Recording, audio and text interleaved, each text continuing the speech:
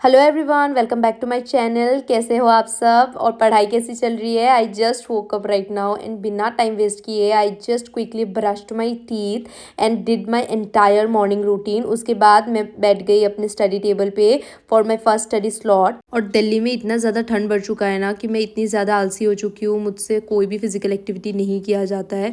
आजकल योगा भी नहीं कर रही हूँ मैं। So yes, well starting I had cup of red T, उसके साथ रोटी के अंदर चीनी डाल के कुछ बनता है ना पराठे जैसा, और बहुत ज़्यादा टेस्टी लगता है खा के, तो वो खा रही थी मैं। खैर आजकल शुगर मैं अवॉइड कर रही हूँ, तो गुड़ डाल के बनाया था मम्मी ने and it was really tasty. काफ़ी नॉस्टैल्जिक फील हुआ क्योंकि बचपन में हम ऐसे ही खाते थे। So yes, first study slot पूरा पॉलिटी रिविजन का था फ्रॉम चैप्टर 1 अगेन। मैं आपको ऑलरेडी बता चुकी हूँ दैट पॉलिटी का मेरा 60% रिविजन कंप्लीट हो चुका है, बट मैं आगे नहीं बढ़ रही हूँ बिकॉज मुझे लगता है कि मल्टीपल रिविजन्स करना बहुत ज़रूरी है। और honestly revision is boring sometimes.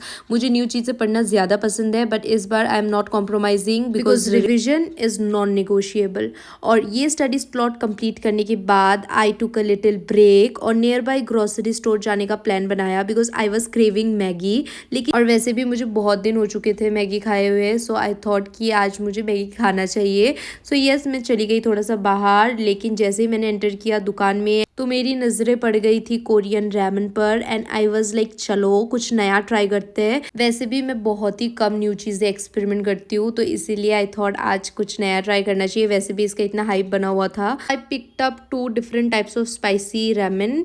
एक तो फायरी हॉट चिली रेमन था और एक का नाम तो मैं प्रोनाउंस भी नहीं कर सकती। सो यस, आज मैंने वो हॉट वाला ट्राई किया था, तो वो वाला मैंने घर पे लेके जाके बनाया एंड ट्रस्ट में बहुत ही ज़्यादा स्पाइसी था। वैसे भी मैं ज़्यादा स्पाइसी टॉलरेट नहीं कर पाती हूँ, but somehow I finished it क्योंकि खाने में काफ़ी ज़्यादा टेस्टी था, बट मेरा मुंह पूरा बर्न हो रहा था लिटरली। तो चलो उसके बाद आई केम आउटसाइड बिकॉज धूप in winter is literally my second home.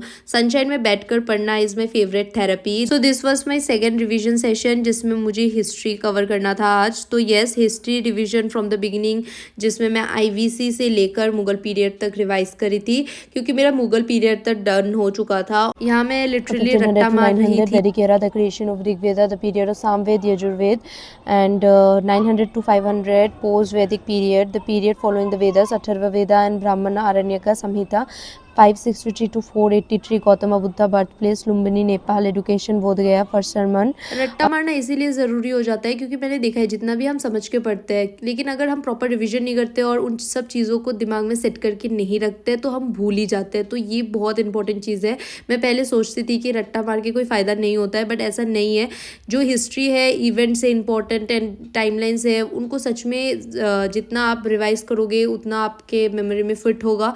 तो मैं इसी तरह से रिवाइज करती हूँ, रट्टा मारती हूँ, कॉन्सेप्ट समझती हूँ, हर चीज़ इस बार मैं तिगड़म लगा रही हूँ जो भी मतलब मुझसे बन पा रहा है। ठीक है, तो रिवीजन के बाद मैं एक पेज पर सारे important dates, timelines, event short में लिख लेती हूँ। ये मेरी रिवीजन हैक है। एक ही पेज में पूरा चैप्टर कंप्रेस हो जाता है और लंबे टाइम तक मुझे याद भी रहता है। खैर प्रीलिम्स इतना क्लोज आ चुका है कि अब मेन से प्रीलिम्स मोड में स्विच करना मस्ट है। And in this phase of prelims preparation the most powerful weapon is PYQs because PYQs literally show how UPSC thinks. इसीलिए I picked up this 31 years PYQ book 1995 to 2025 and honestly it feels like opening a treasure of UPSC history।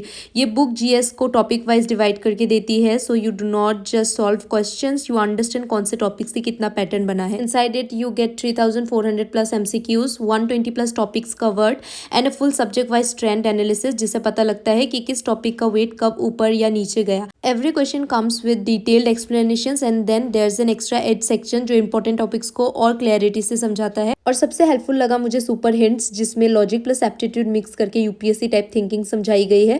Overall this book feels like 31 years का GS complete map जो prelims के last phase में बहुत काम आता है।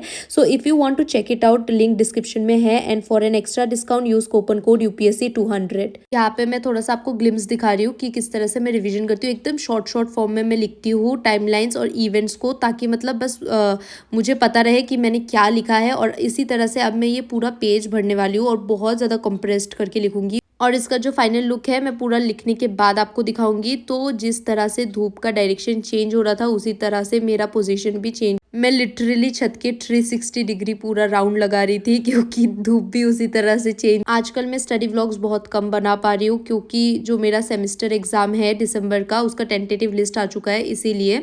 तो ये रहा मेरा फाइनल लुक। मैंने यहाँ पे पूरा सैयद डायनेस्टी तक लिखा था, वैसे मुगल मैं नेक्स्ट पेज में लिखूंगी, तो आप इतना तक देख लो। Now you can see the outer view, so cosy, so warm. And ये जो मैं छोटा सा हट दिखा रही हूँ, it's for all of you, my YouTube family. आप लोगों का सपोर्ट बहुत ही प्रीशियस है। और ये मेरा मिनी प्लांट है, everyday I water it and take care of it, although it's an indoor plant. कभी कभी मैं इसे धूप दिखाने ले जाती हूँ। It's growing so nicely. उसके बाद आई हैड लंच, और लंच में खिचड़ी खाया था, विंटर का मोस्ट कंफर्टिंग फूड, साथ में पापड़ भी था। Perfect combo, right. इसके बाद तो अच्छा खासा मैंने रेस्ट किया, और रेस्ट करने के बाद फिर जो मेरा नेक्स्ट स्टडी स्लॉट था वो मंथली करंट अफेयर्स का था। मैं सिर्फ इंपॉर्टेंट हेडिंग्स को नोट करती हूँ, पूरा पैराग्राफ लिखने का कोई सेंस ही नहीं बनता, क्योंकि मंथली करंट अफेयर्स में इतने सारे पॉइंट्स होते हैं। अगर आप फिर से उसी चीज़ों को नोट डाउन करोगे तो फिर क्या ही सेंस रहेगा, राइट। क्योंकि वो ऑलरेडी दिया हुआ है। तो उसमें मैं क्या कर लेती हूँ, जो हेडिंग्स है बस वो लिख के रखती हूँ, ताकि एक बार रिवीजन करूँ तो मैं ये पेजेस एक बार देख लूँ लास्ट मोमेंट पे, और इससे मेरा कंप्लीट हो जाए रिवीजन। और अगर कुछ डाउट हो भी तो मैं तब तुरंत गूगल से सर्च कर लूँगी। इसी चीज़ को माइंड में रखते हुए मैं अपना करंट अफेयर्स का नोट्स भी बना रही थी। तो यस, आजकल मेरा जो दिन है वो ज़्यादातर रिवीजन में ही जाता है। अभी जो नेक्स्ट स्लॉट आएगा उसमें भी मैं रिवीजन ही करूँगी। इस बार मैं रिवीजन पे ज़्यादा से ज़्यादा फोकस कर रही हूँ। जैसे कि मतलब एक चैप्टर मैं एक दिन में पढ़ लेती हूँ, नेक्स्ट डे फिर से मैं रिवीजन कर लेती हूँ उसी चैप्टर का, उसके बाद मैं आगे बढ़ती हूँ। ऐसे करके ही मैं अपना कंप्लीट कर रही हूँ। हाँ, तो मैं यही बता रही थी कि जो मेरा मास्टर्स है उसका सेमेस्टर एग्ज़ाम का टेंटेटिव डेट लिस्ट आ चुका है, जिसमें कि 11 दिसंबर से एग्ज़ाम स्टार्ट है। तो ये टेंटेटिव लिस्ट है अभी के लिए, तो फिर भी हम यही मान के चलते कि 11 दिसंबर से ही एग्ज़ाम है। तो इसीलिए अभी कुछ टाइम तक क्या होगा कि अभी मैं थोड़ा 7 तारीख तक पढ़ाई करूँगी यूपीएससी का, फिर मैं पूरा ब्रेक दूंगी, क्योंकि मास्टर्स का जब एग्ज़ाम है तो उसको भी अच्छे से फोकस तो करना ही होगा ना। तो बीच में मैं ऐसे नहीं पढ़ सकती, तो शायद बीच में व्लॉग नहीं आएगा। फिर भी अगर 2 एग्ज़ाम्स के बीच में ज़्यादा दिन का गैप रहा तो मैं ट्राई करूँगी कि मैं यूपीएससी का भी थोड़ा थोड़ा पढूँ और व्लॉग बनाऊँ, ताकि आप लोगों को भी अपडेट कर पाऊँ। But yes, this month is going to be very hectic for me. Yes, आज का पूरा दिन was all about revising and revising. और अब से आप मेरे व्लॉग्स में रिविजन ही ज़्यादा देखेंगे, because this phase of my preparation is revision heavy. यहाँ आप देख सकते हो I am fully into my study mode. मैं यूजुअली अपना टाइमर सेट करती हूँ 50 मिनट्स स्टडी, 10 मिनट्स ब्रेक। आज भी I followed the same. Pomodoro really helps me stay focus, वरना डिस्ट्रैक्शंस तो आते ही रहते हैं।